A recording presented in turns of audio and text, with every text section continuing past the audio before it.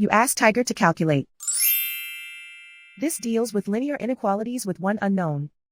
The final result is x greater than -24. Let's solve it step by step. Group all constants on the right side of the inequality. Add 8 to both sides.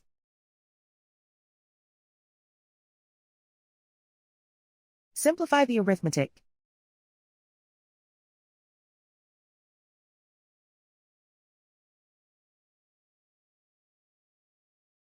Convert the x into a positive number. Multiply both sides by -1. Whenever you multiply or divide by a negative, reverse the inequality sign.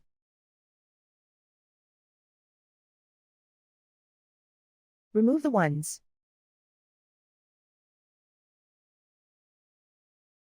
Simplify the arithmetic.